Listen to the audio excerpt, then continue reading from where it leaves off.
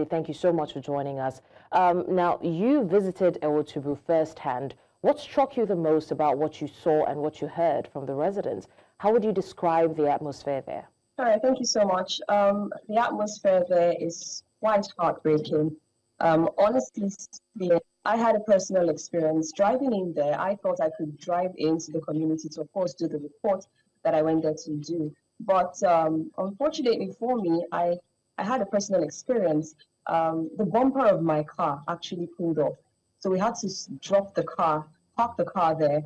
Someone helped us fix the bumper right there on the spot. And then we had to highlight, we had to go into a keke, what we call the tricycles.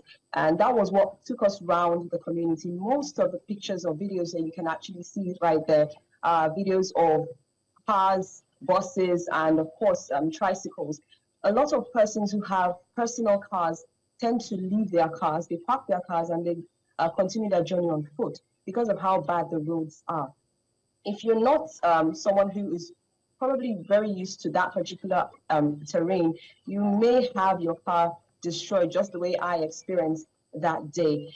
The story there is quite disheartening, it's quite heartbreaking.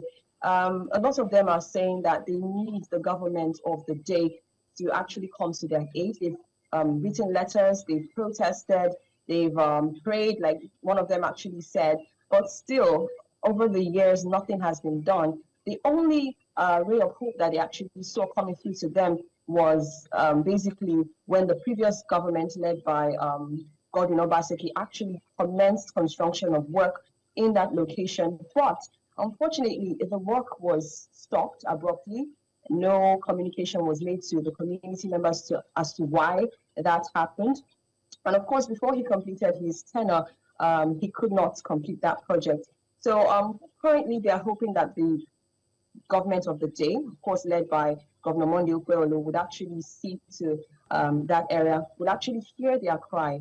For over 8, 10, 11, 12 years, they've been begging, they've been praying, they've been asking governments to remember Evbuotubu community. I grew up in an area where it's not so far from Evbuotubu. It's called Aho.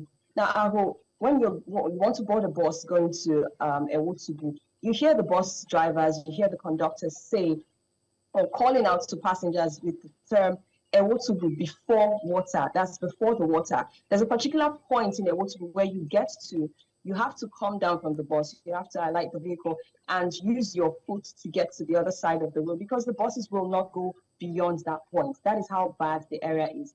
A young woman actually spoke to me. She refused to comment on camera. She said she doesn't want to relive what happened to her back then. She had a young baby who was really sick and she needed to get out of our home to the health center, which of course they also mentioned was in a deplorable state. So she had to look for persons who could assist her. All right. Amenze, thank you so much for the update. I would have loved to hear more about the Evbuotubu community and how the people have lamented. Thankfully, the video did justice to that.